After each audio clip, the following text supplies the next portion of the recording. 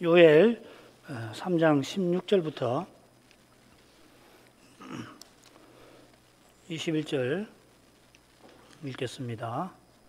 나 여호와가 시온에서 부르짖고 예루살렘에서 목소리를 발하리니 하늘과 땅이 진동되리로다. 그러나 나 여호와는 내 백성의 피난처 이스라엘 자손의 산성이 되리로다. 그런즉 너희는 내가 내 성산 시온에 거하는 너희 하나님 여호와인 줄을 알 것이라. 예루살렘이 거룩하리니 다시는 이방 사람이 그 가운데로 통행하지 못하리로다.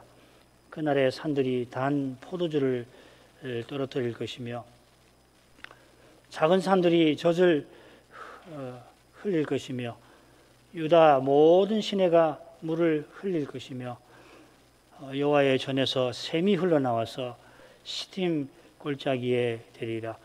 그러나 애굽은 황무지가 되겠고 에돔은 황무한 들이 되리니 이는 그들이 유다 자손에게 강포를 행하여 무죄한 피를 그 땅에서 흘렸음이니라.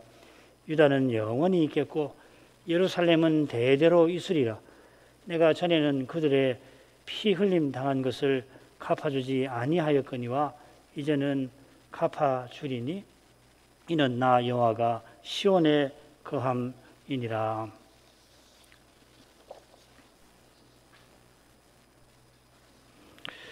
요엘 선지자는 마지막 심판을 통하여 여호와의 구원을 전합니다. 3장 1절부터 15절까지죠. 이 심판은 열국이 여호와를 대적하여 전쟁 벌이는 그 일로 이루어집니다. 그 사실이 셋째 부분 처음에도 12절에 나옵니다. 열국은 통하여, 열국이 일으킨 전쟁을 통하여 실은 여호와께서 마지막 심판을 행하시는 것입니다. 지난번 11절까지 했는데 12절부터 15절까지 마저 살피겠습니다. 열국은 동하여 여호사밧 골짜기로 올라올지어다. 내가 거기 앉아서 사면의 열국을 다 심판하리로다. 너희는 낫을 쓰라. 곡식이 익었도다. 와서 밟을지어다. 포도주 틀이 가득히 차고 포도주 독이 넘치니 그들의 악이 큼이로다. 사람이 많음이여 판결 골짜기에 사람이 많음이여 판결 골짜기에 여호와의 날이 가까움이로다. 해와 달이 캄캄하며 별들이 그 빛을 거두도다. 줄거리 간단히 보죠. 12절 상반절에 여호와께서 열국들어 여호사밧 골짜기로 올라와 전쟁을 벌이라 하십니다. 거기서 여호와께서 열국을 심판하십니다. 이 심판에 너희가 참여하게 하십니다. 이 너희가 누굴까 생각해 볼 만하죠. 그리고 이 판결 골짜기에 심판받을 사람이 많다 하고 마지막으로 심판의 결과 우주가 변화될 거다 하는 내용입니다. 12절 상반절 보겠습니다. 여기 이 동하여 올라올지어다 했는데 9절 상반절에 이 두 동사가 똑같이 나옵니다. 거기는 격려하고 오게 한다는 말을 갖고 격려한다 이렇게 되어 있습니다. 요컨대 지금 12절 상반절은 이 단락 가운데 부분 9절부터 11절을 요약하고 있습니다. 가운데 부분에서 여호와의 명령을 받아 선지자와 신실한 자들이 열국에게 전쟁을 준비하여 감행하라고 알립니다. 열국은 타락 이후로 줄곧 여호와와 메시아를 대적해 왔습니다. 저 옛날 신할 평지에서 온 인류가 높은 대와 성을 쌓았던 그때로부터 해서 메시아의 부활 이후에 그분의 몸인 교회를 핍박하는 지금까지 그러합니다. 장차 메시아 재림 직전에도 역시 그럴 것입니다. 온 세상이 적그리스도와 사탄을 쫓아 하나님과 그리스도를 대적할 것입니다. 그리스도의 몸을 핍박할 것입니다. 바로 이 위대한 사건에 관하여 요엘이 아주 먼 옛날에 예언을 하고 있는 것입니다. 하나님께서 타락 직후에 여인의 후손을 통하여 마귀를 멸하고 구원을 인생에게 베푸실 뜻을 창세기 3장 15절에 나타내셨죠. 이 거룩한 뜻을 위하여 이후로 하나님께서 악인에게도 그분의 해와 비를 내리시고 결실기의 기쁨을 인생에게 베푸십니다. 그러나 인생은 감사치도 경배하지도 않습니다. 하나님은 여전히 인생을 선대하시지만은 타락한 인생은 하나님을 등집니다. 하나님이 주신 선한 것으로 악한 것을 내놓기까지 합니다. 이것은 하나님께서 약속대로 메시아를 보내시는 거기서 가장 두려운 형태로 나타납니다. 메시아, 하나님이 주시는 가장 선한 분이신데 그 메시아를 십자가에 매다는 것입니다. 놀랍게도 언약 백성을 대표하는 이들이 그 일에 앞장섭니다. 누구보다 하나님을 열심히 섬긴다 하던 자타가 공인했던 바리새인이 메시아를 미워하고 죽이려 했습니다. 누구보다 하나님의 뜻에 관한 말씀을 받들어야 할 그들이 누구보다 하나님의 뜻을 짓밟은 것입니다. 그들이 메시아의 교회를 핍박하는 일을 두고서 베드로는 시편 2편 1절부터 3절까지를 인용하고 있습니다. 열방이 공모해서 메시아 여호와와 그 기름 부음 받은 자를 대적한다는 그 말씀이 여기서 이루어졌다 하였습니다. 사도가 보기에 언약 백성을 대표하는 유대인의 공회가 열방의 관원이었던 것입니다. 그들이 헤롯과 빌라도와 친구가 되어서 그들처럼 열방이 되었습니다. 이러한 데서 죄가 얼마나 무서운지 잘 드러나고 있습니다. 죄의 무서운 권세는 육신과 세상과 마귀가 합세하여서 하나님과 메시아를 대적하는 거기서 나타나는 것입니다. 바리새인과 사두개인이 독사의 자식, 곧 마귀의 아들들이 되어서 메시아를 죽이려 하는데 나타납니다. 그들이 언약의 나라를 세상 나라로 만든 데서 나타납니다. 육신의 정욕, 자기가 높아지고자 하는 그 정욕에 사로잡혀 서로 원수처럼 지내던 그들이 메시아를 죽이는 데에서는 친구가 되고 하나가 되었는데 거기서 나타납니다. 장차 마지막 전쟁이 있기 전에 대대적인 배도가 있을 텐데 이 배도가 세상에서 생기는 거 아니라 그리스도의 교회에서 생기는 겁니다. 배도한 교회가 마침내 세상과 함께 적그리스도를 쫓아갈 것입니다. 그 끝에 그 짐승, 적그리스도죠. 땅의 임금들, 그 군대들이 모여 백마 타신 그리스도와 그분의 군대로 더불어 전쟁을 일으킬 것입니다. 인류 역사는 그리스도의 부활 이후 이 중대한 시점을 향하여 달려가고 있습니다. 그 시점에 이르러 한편으로는 그리스도의 복음이 온 세상에 전파될 거고 다른 한편으로 배도가 온 세상을 범람할 것입니다. 사람의 눈에는 배도의 세력밖에 보이질 않고 그리스도의 몸은 사라진 듯 할 것입니다마는 그 없는 것 같이 존재하는 그 교회를 통하여 그리스도의 부활의 능력이 신비하게 나타날 것입니다. 그리고 얼마 지나지 않아서 그 신비함이 마지막 전쟁과 심판에서 찬란하게 드러나는 것입니다. 12절 하반절로 하겠습니다. 열국이 선동적 구호를 외치며 전쟁을 치르러 올라옵니다. 시편 2편 1, 2절이 그것이죠. 그러나 여호와께서는 거기에 앉아서 심판하리라 하십니다. 거기는 여호사밧 골짜기입니다. 여호사밧이 여호와의 도우심으로 열국을 무찌른 그곳입니다. 여호사밧의 성전은 곧 여호와의 심판이기도 했습니다. 이번에도 그러합니다. 세대주의자들은 아마겟돈에서 땅의 왕들이 그리스도와 함께 전쟁에 나서고 그리고 패배한 다음에 여호사밧 골짜기로 끌려가서 심판을 받는다고 합니다만은 요엘에 따르면은 여호사밧 골짜기에서 전쟁과 심판이 함께 이루어집니다. 앉아서 하신 대로 거기 보좌를 펴시고 보좌에 앉아 심판하시는 것입니다. 그러므로 열국의 전쟁이 이미 여호와의 심판에 속한다 할 것입니다. 여호와께서 전쟁을 일으키게 하시는 겁니다. 하나님께서 메시아를 보내어 마귀를 결박하셨죠. 그래서 전에는 마귀가 만국을 미혹했습니다. 이제는 마귀가 결박되어서 만국의 복음이 전파되게 하십니다. 그처럼 심판 직전에 마귀가 잠시 결박에서 풀려납니다. 놓입니다. 자기가 풀려나는 게 아니라 하나님께서 잠깐 놓이게 하십니다. 바울 사도도 지금 막는 것이 있어서 적그리스도가 나타나고 있지 않지만은 막는 것이 옮겨질 때는 불법의 사람이 그때야 나타날 것이라 교훈하는 것입니다. 이 모든 것이 하나님의 손에 달려 있습니다. 하나님께서는 죄와 죽음의 군세보다 비할 수 없이 강하십니다. 마귀가 제 마음대로 뭐든지 다 할 수 있는 거 결코 아닙니다. 그가 여호와의 허락을 받아서 욥의 재산과 건강을 빼앗을 수가 있었던 겁니다.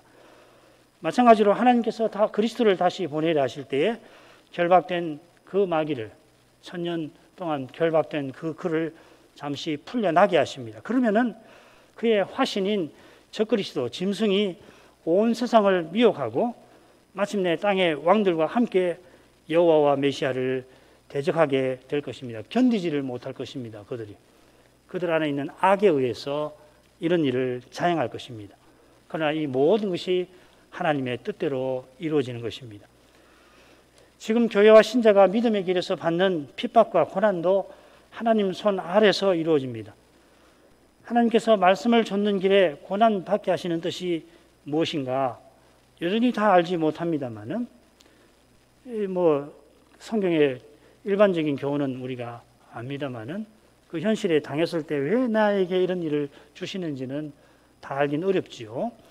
그러나 고난받게 하시는 하나님께서 독생자를 아끼지 않고 내어주셨다 하는 것을 깨닫는다고 한다면은 틀림없이 고난에서 하나님의 사랑을 맛보게 될 것입니다. 그 고난이 바로 하나님 말씀이 이루어지는 증거라고 하는 것을 확신하게 되는 것입니다. 여기까지 이르기가 굉장히 힘들긴 하지만은 마침내 이 고난이 하나님 말씀이 이루어지는 증거구나. 그걸 알게 되는 거거든요.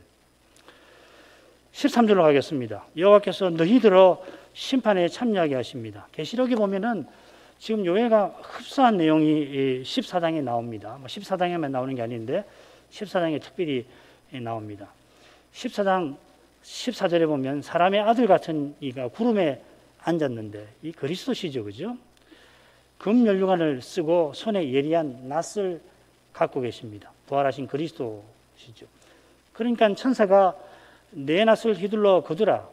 이 존칭으로 번역하는 것이 맞을 겁니다.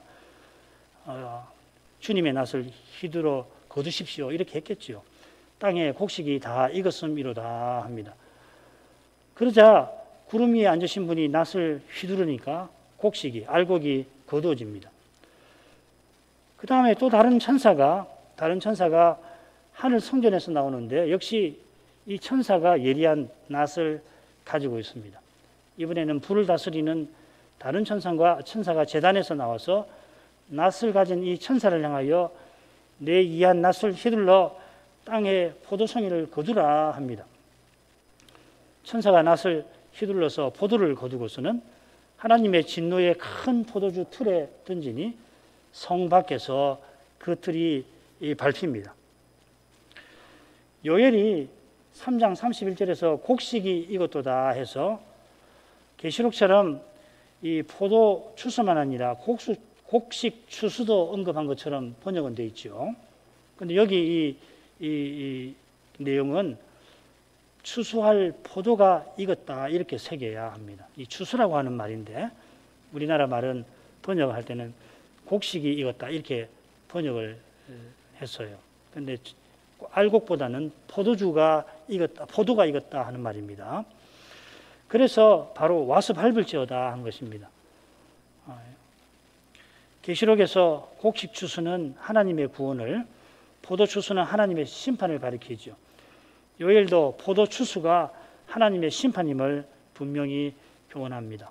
이건 포도를 틀에 가득 넣어서 밟아 포도주 독이 넘치는데 이게 뭐냐면 그들의 악이 쿰이라 하는 것입니다.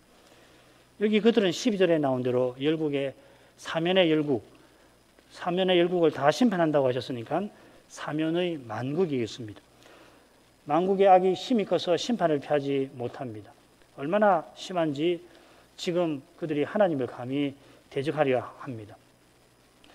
주님께서 알곡과 가라지 비유해서 마지막 심판을 추수에 비겨 교훈하시는데 추수꾼은 천사들이라 하셨습니다. 천사들이 추수꾼으로서 하는 일이 뭔가 이어지는데 가라지를 거두어 불에 사르는 것, 그 나라에서 모두 넘어지게 하는 자와 또 불법을 행하는 자들을 거두어 불문불에 던져 넣는 것이라 이렇게 설명이 이어집니다. 계시록과 일치하죠. 그래서 이 요엘에서도 큰 악을 저지른 만국의 심판에 참여하라 하시는 너희는 천사들이라 볼 것입니다. 이건 이제 좀 더 복잡한 내용이 있는데 계시록을 만약에 공부하면 그때 제가 좀 더 복잡하게 천사와 부활하신 그리스도와 천사의 관계를 설명을 그때 해드리면 좋겠습니다. 그 다음 14절로 가겠습니다. 거듭 사람이 많음이여 하십니다. 12절 하반절에서 사면의 만국을 거기서 심판하신다 한 것과 짝을 이루죠. 만국을 심판하시니 만민을 모으신 겁니다. 사람이 많다고 새긴 이 표현은 많은 군대가 시끄러운 소리를 내는 시끄러운 소리를 뜻하기도 합니다. 여호와께서 심판을 명하셨으니까 그 심판 아래 고통스러워하는 만국의 모습을 가리킬지도 모르겠습니다. 이런 점에서 판결 골짜기라 부른 점을 살펴야 할 겁니다. 여기 이 판결이라는 말은 이사야 41장 15절에 날카로운 추수 도구라는 말에 그대로 쓰입니다. 추수할 때 죽정이를 철저히 벗겨내려면은 그 판에다가 밑에 철이나 쇠나 날카로운 돌을 달아가지고 그 사람이 타고 짐승이 끌게 해서 그 죽정이가 잘 벗겨지도록 하잖아요. 그처럼 여호와의 심판은 철저하고 엄격할 것이다. 그 심판의 엄격함에 만국이 두려워 떨고 있는 모습을 14절에서 그리고 있는지도 모르겠습니다. 15절은 간단합니다. 요엘 2장 10절 후반절과 똑같습니다. 표현도 같습니다. 여호와의 날이 이르면 지금 세상은 사라져버리고 새하늘과 새 땅이 등장할 것입니다. 그 다음 넷째 단락으로 하겠습니다. 16, 17절 그때 시온의 남은 자가 구원을 얻습니다. 16, 17절 나 여호와가 시온에서 부르짖고 예루살렘에서 목소리를 발하리니 하늘과 땅이 진동되리로다. 그러나 나 여호와는 내 백성의 피난처 이스라엘 자손의 산성이 되리로다. 그런즉 나는 내 성산 시온에 가는 너희 하나님 여호와인 줄 알 것이라. 예루살렘이 거룩하리니 다시는 이방 사람이 그 가운데로 통행하지 못하리로다. 여기 이 여호와께서 부르짖으신다 하는 건 구원을 위하여 부르짖으시는 겁니다. 똑같은 표현이 호세아 11장 10절에 나옵니다. 저희가 사자처럼 소리를 발하시는 여기 똑같은 낱말을 썼습니다. 여호와를 좇을 것이라. 여호와께서 소리를 발하시면 자손들이 언약 백성들이 서편에서부터 떨며오되 여호와께서 부르짖으시니까 언약 백성들이 포로에서 돌아옵니다. 부르짖으시는 곳이 시온이고 예루살렘입니다. 아모스서는 바로 이 말씀으로부터 시작되지요, 그죠?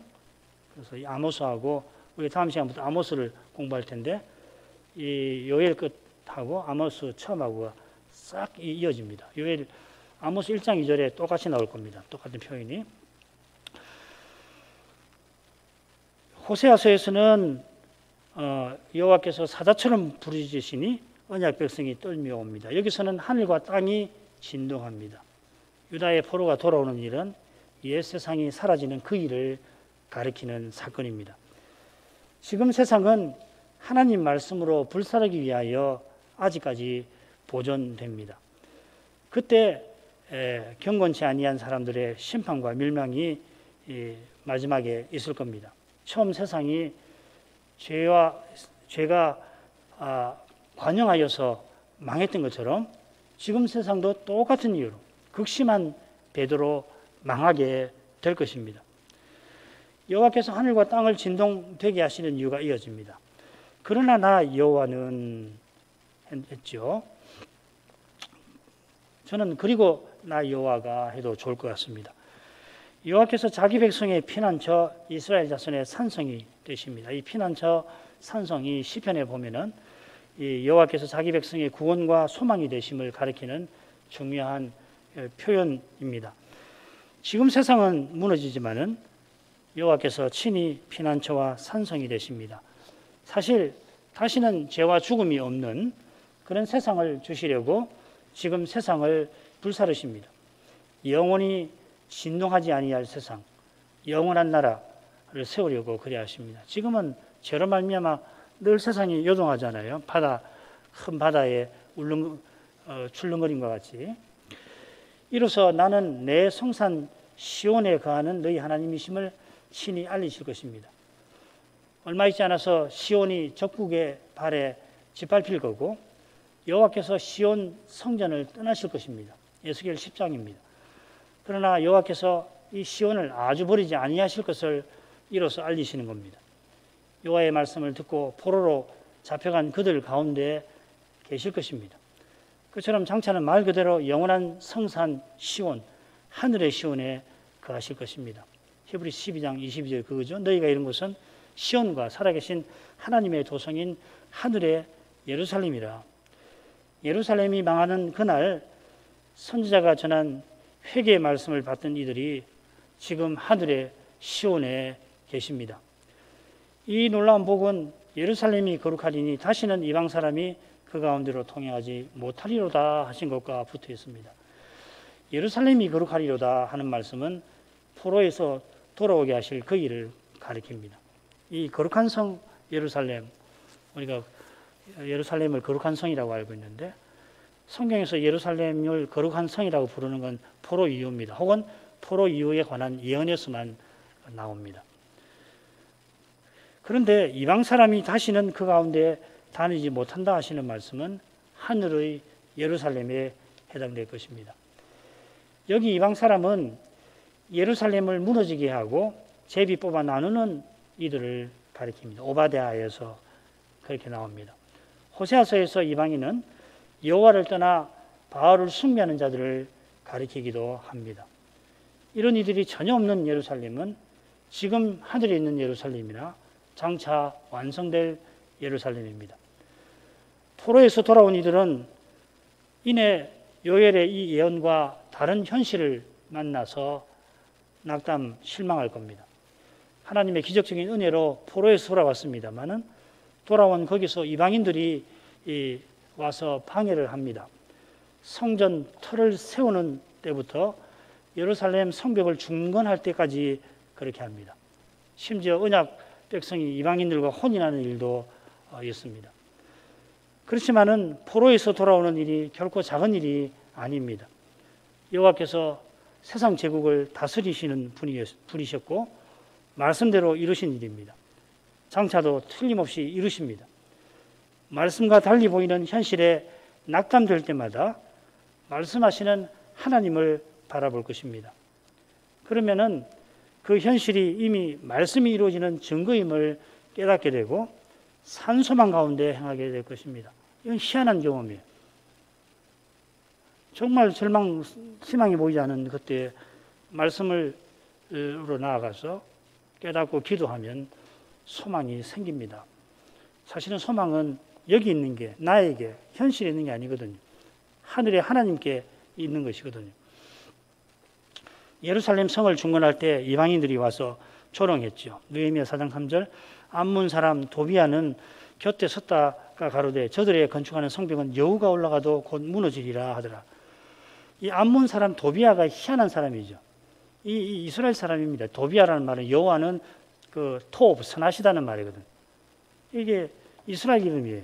그러니까 이스라엘 사람인데 암몬에 붙은 사람이거든요. 그러니까 얼마나 이 도비아의 말을 들을 때 언약 백성들이 낙담을 했겠습니까? 너희들 성을 쌓는다고 했지만 여우 한 마리가 올라가도 무너질 거다. 나중에 성벽을 짓고는 찬양대가 그 성벽에 올라가서 찬송을 부르잖아요. 그 많은 찬양대가 여기저기 그 성터 위를 올라가면서. 그런데 그 말을 누가 했냐면 도비아가 해요. 토비야, 토브라는 말은 선하다는 말이 좋다는 말이고요.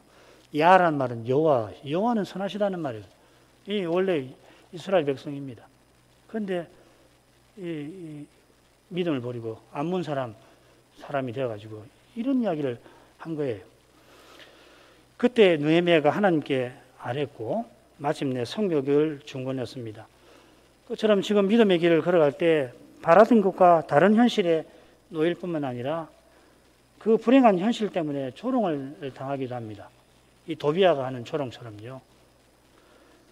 조롱의 큰 슬픔을 당연히 맛보아야죠. 조롱하는데도 나는 아무 상관없어.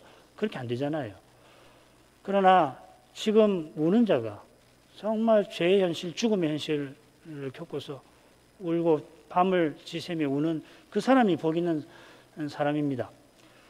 우는 자는 틀림없이 장차 위로를 받을 것입니다. 그때 지금 울었던 그것 자체가 복이었구나.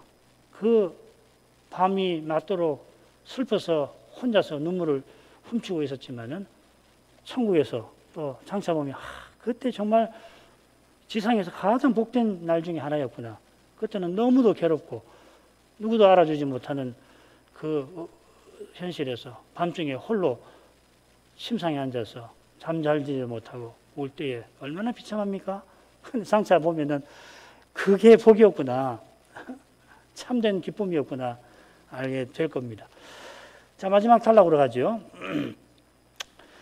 그날에 산들이 단 포도주를 떨어뜨릴 것이며 작은 산들이 젖을 흘릴 것이며 유다 모든 시내가 물을 흘릴 것이며 여호와의 전에서 샘이 흘러나와서 시팀 골짜기에 되리라. 그러나 애굽은 황무지가 되겠고 에돔은 황무한 들이 되리니 이는 그들이 유다 자손에게 강포를 행하여 무지한 피를 그 땅에서 흘렸음이니라. 유다는 영원히 있겠고 예루살렘은 대대로 있으리라. 내가 전에는 그들의 피 흘림 당한 것을 갚아주지 아니하였거니와 이제는 갚아주리니 이는 나 여호와가 시온에 거함이니라. 요엘 후반부의 두 주제가 여기 요약되어서 나오죠. 하나님의 심판과 구원이. 하나님께서 열국은 심판하시고 유다는 구원하십니다. 열국의 심판이 19절에 가운데 나오고요. 18절과 20절, 21절에 유다의 구원이 나옵니다. 그런데 두 번째 유다의 구원도 보면 하나님의 보복, 심판이 가운데 나오고 있습니다. 아주 이 짧은 내용을 가지고서 우리가 공부한 내용을 집약하면서 또 새로운 내용을 전하는 겁니다. 그날은 바로 앞에 나오는 여호와의 날이겠죠. 여호와의 날에 구원이 유다에 임할 것입니다. 그 구원은 언약문에 나온 풍요함으로 표현이 되었습니다. 풍성한 추수죠. 단 포도주는 진노의 포도주와 대조를 이룹니다. 단 포도주는 여호와의 복을 상징하죠. 그죠?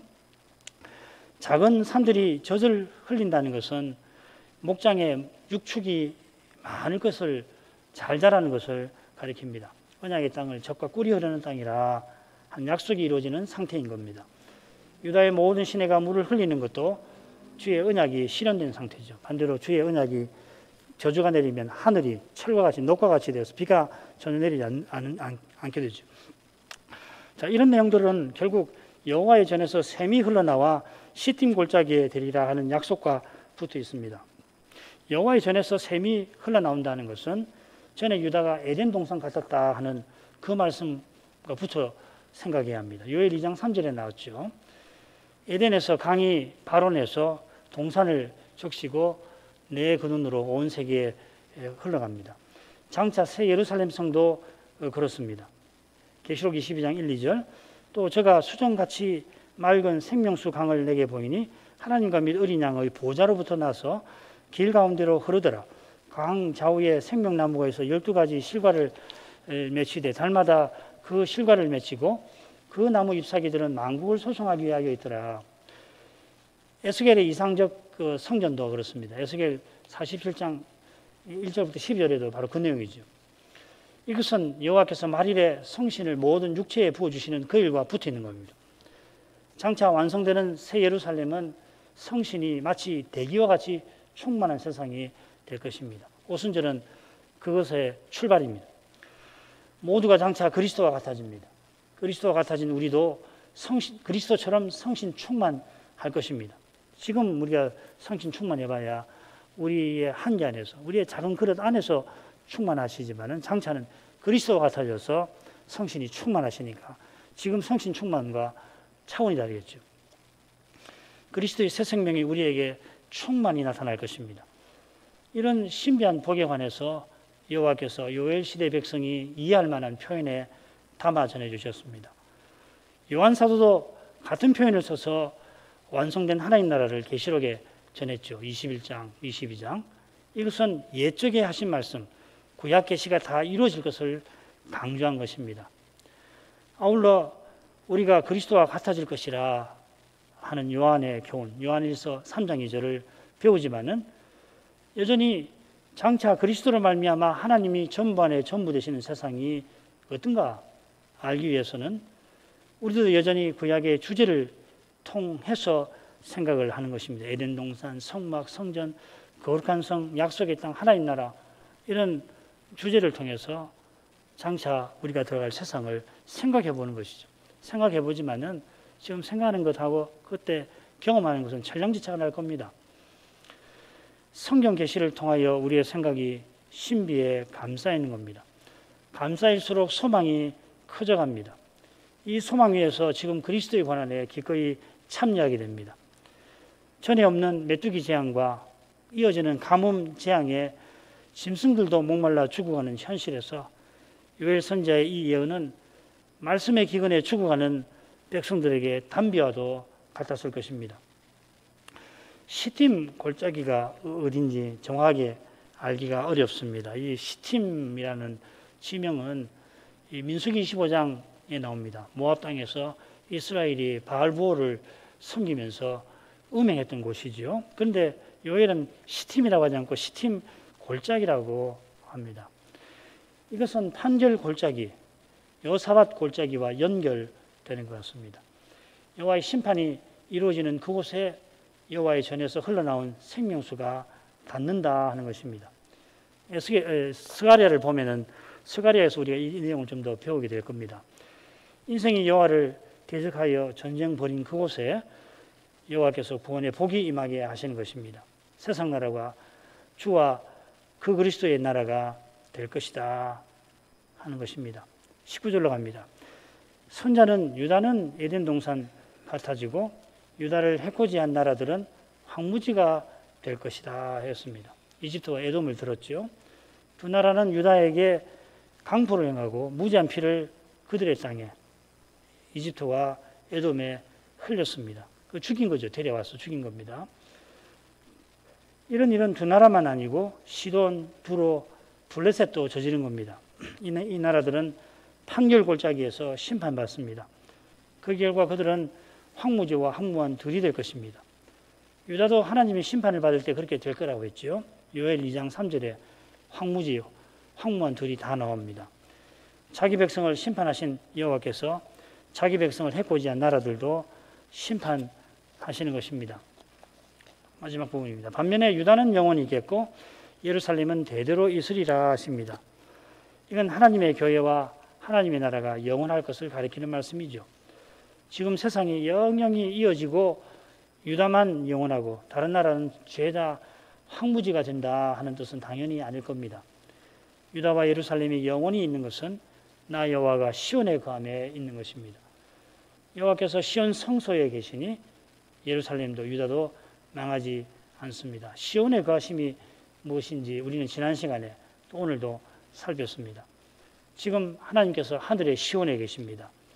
장차 완성된 새 예루살렘에 여호와와 메시아의 보좌가 영원히 세워질 것입니다. 22장 계시록 22장 1절 3절 보면 다시 저주가 없으며 하나님과 그 어린 양의 보좌가 그 가운데 있으리니 우리가 영원히 백성으로서 하나님을 섬기되 동시에 하나님의 아들로서 각각 상속받은 나라를 함께 다스릴 것입니다. 이 약속이 구약 백성만 아니라 우리에게도 복스럽습니다. 신약 백성은 하나님 나라에 이미 들어갔지만은 그리스도께서 전부 안에서 전부 되시는 그 현실을 믿음으로만 맛봅니다. 믿음으로 맛본다는 것은 정말 베일에 가린 상태로 혹은 부분적으로 맛보는 겁니다. 이는 그리스도의 고난에 참여한다는 뜻도 되기도 합니다. 이 고난이 그리스도와 함께하는 영광에 나아가는 길입니다. 그 길에 그리스도께서 이미 함께 하십니다. 그리스도께서 우리를 주님과 같아지는 거기에 이르도록 인도하십니다. 그리스도께서 아직 세상에 오시지 않은 구약 때에도 여호와께서는 늘 그리하셨습니다. 내가 독수리 날개로 너희를 업어 내게로 인도하였느니라. 요엘 시대는 나라가 세워지던 출애굽 때와 달리 나라가 곧 무너지는 그런 시대입니다만은 그런 시대에도 말씀을 듣는 이는 여호와의 날개에 업혀서 소망의 나라를 향하여 나아갈 수 있었습니다. 언제 들이닥칠지 모르는 저 두려운 시대, 온 세상이 베드로 범람하는 시대도 이런 놀라운 일이 오직 그리스도를 고백하는 교회와 신자에게 틀림없이 있게 하실 것입니다. 얼마큼하죠? 요엘 오늘 마치고 다음번에는 주께서 허락하시면 아모스를 이어서 공부하도록 하겠습니다. 기도할 말씀 제목 간단히 읽겠습니다. 요엘은 마지막 심판과 구원을 전합니다. 그가 전한 심판과 구원은 지금 그의 예언을 듣는 이들의 눈앞에 펼쳐져 있는 현실과는 심히 어긋나게 보였을 겁니다. 유다는 곧 바빌로니아에 망합니다. 신실한 백성도 함께 포로 잡혀 갈 것입니다. 어쩌면은 많은 포로가 평생 열국에 흩어져 살다가 그만 세상을 떠나게 될 것입니다. 선자가 전한 열국의 심판과 유다의 구원은 까마득한 미래에 놓여 있습니다. 그 미래가 과연 올지, 언제나 올지 그들에게는 그야말로 알 길이 없었을 것입니다. 식민지 백성의 삶은 비참합니다. 믿음의 길은 더구나 심히 험난합니다. 식민지 나라에 가서 그 세상 방식대로 살지 못하잖아요. 그러나 선지자가 전한 그 말씀에서 성신께서 구원과 소망의 빛을 신실한 이들에게 비추셨을 것입니다. 현실이 절망스러운 만큼 소망은 오직 하나님께 있다는 그 진리를 일깨우셨을 겁니다. 요한이 전한 마지막 날이 매 순간 지금 단축되고 있습니다. 우리 시대를 배도의 시대라 부른 지도 이미 오래입니다. 이는 저 두려운 때가 점점 가까웠다는 뜻입니다. 지금 우리에게 가장 절실한 것이 무엇인지 우리가 모를 수가 없습니다. 주의 말씀을 순수하게 전하고 받는 일보다 절실한 일이 우리 시대에 없다 할 겁니다. 어느 시대든지 그렇지만은 이 시대는 그 점에서 더욱 그러합니다. 주를 바라는 이마다 이런 일을 두고 하나님 은혜를 간절히 구해야 할 것입니다. 이런 기도보다 이 시대에 중요한 일이 없다고 해도 과언이 아닐 것이고 오늘도 우리가 이런 기도를 드리겠습니다. 신학교와 신학생들을 위해서 기도하겠습니다. 우리 신학교도 시작됐고 캐나다에 간 우리 신학생들도 이제 학기가 시작됐습니다. 그래서 기도해 주십시오.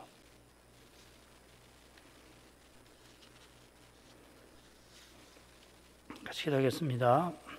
걸어가신 아버지, 요엘이 저 옛적에 성신의 능력으로 하늘 오전에 나아가서 거기서 아버지와 아들께서 함께 가지셨던 그 영광의 계시를 이상 중에서 보고서 그 본발을 자기 백성과 아울러 신약교회를 위하여 전했던 그 말씀 마지막 부분을 오늘 살폈습니다. 선제가 이상 중에서 정확하게 무엇을 또 어떻게 보았는지 여전히 잘 알지는 못하지만은 하나님께서 인생의 언어를 사용하여 주님의 뜻을 알리신 것처럼 선자도 당대 백성이 알아들을 수 있는 표현에 장차 여호와께서 행하실 위대한 심판과 구원을 전한 줄 압니다. 선자가 그 이상 중에 보았던 것을 얼마나 어디까지 깨달았는지 늘 궁금한 것이지만은 그가 예언한 대로 메시아께서 이 세상에 오셔서 행하신 일들도 장차 다시 오셔서 행하실 일들과 더불어 언제나 저희 마음을 놀라게 만듭니다. 여호와께서 여호와의 종으로 세상에 오신 이 일보다 신비한 일이 어디 있겠습니까마는 세상에 오신 그 메시아께서 십자가를 지신 일도 너무도 놀라운 일이 아닐 수가 없습니다. 부활하신 그리스도께서 하늘과 땅의 모든 권세를 받아서 지금 하나님 나라를 주님의 몸인 교회를 중심으로 세워나가시는 일도 그러합니다. 이 일은 심지어 우리 가운데 실제로 일어나고 있는 일이지만은 오직 믿음으로만 주님 하시는 일을 제대로 알 수 있을 만큼 신비합니다. 성신께서 말씀에 거룩한 빛을 비춰주시는 만큼 저희가 지금 주께서 주님의 교회를 온 세상에서 세우고 나가시는 일을 깨닫게 됩니다. 깨닫는 바가 실제로 얼마나 될지 생각해 보면 주의 말씀을 깨닫는 정도도 실로 빈약한 것을 고백할 뿐입니다. 위대한 종들을 통하여 주의 말씀에 높고 깊고 정밀한 바를 우리에게 알려주셨지만은 그 지식이 실제로 그리스도의 사랑을 깨닫는 것에 얼마나 근접한지 늘 묻고 또 물을 때마다 회개치 아니할 수가 없습니다. 과연 우리가 믿어 구원 얻는 것은 우리가 의지하는 그리스도께서 우리의 구원이 되신 거기에 있겠습니다. 주께서 친히 구원하십니다. 사람은 그 구원에 전혀 기여할 수가 없습니다. 이보다 분명한 진리가 없습니다. 그 진리가 장차 그리스도께서 다시 오시는 날에 더없이 환히 드러날 줄 압니다. 그날 그리스도를 계신 그대로 뵙는 그 순간 지금 우리가 깨달았다고 하는 그것이 얼마나 미미했는지, 지금 우리가 안다 하는 신학 체계가 얼마나 허술했는지, 우리가 믿음으로 그리스도와 주님의 교회를 섬긴다고 했던 것이 얼마나 부족하고 부족했던가를 그때 더없이 깨닫게 되고서는 주님의 은혜와 사랑을 영원히 기리게 될 것입니다. 우리의 모든 죄책을 주님께서 십자가에서 대신 담당해 주신 것을 더없이 깨닫고 날마다 주님의 공유를 의지하게 만들어 주셨던 그 사랑들을 감사할 것입니다. 삶의 구비구비마다, 아니 날마다 일어나는 온갖 일마다 주님께서 친히 저희를 붙들어 주시고 저 복된 순간으로 저희를 인도하시는 것을 깨닫게 될 것입니다. 주님께서 붙드셔서 저희가 아주 넘어져 다시 일어나지 못하는 그러한 지경에 떨어지지 아니하게 하십니다. 그처럼 이 미미한 인생을 주님께서는 귀히 보시고 사람의 생각을 넘어서는 방식으로 주님이 일에 써주신 것을 그때 확연히 알게 될 것입니다. 우리 입에서 나온 그 미미한 말을, 우리가 드리는 그 부족한 그 기도를 하나님께서 귀히 보시고 주님의 위대한 일에 쓰임이 되게 하신 것을 그때 다 알게 될 것입니다. 주님의 거룩하신 영광을 날마다 깨닫게 하셔서 주님 앞에서는 물론이며 인생 앞에서도 겸손하고 또 겸손하게 하옵소서. 주님을 향한 순전한 마음을 품게 하시고 하나님 말씀을 조차 살려는 그러한 순전한 마음을 날마다 사모할 수 있게 해 주옵소서. 주님만을 전부로 모시는 그러한 심정을 잃지 말게 해 주옵소서. 그리하여서 믿음의 참 비밀을 마음에 간직하고서 기쁜 마음으로 주신 날들을 살아가게 해 주옵소서. 예수님의 이름으로 기도합니다. 아멘.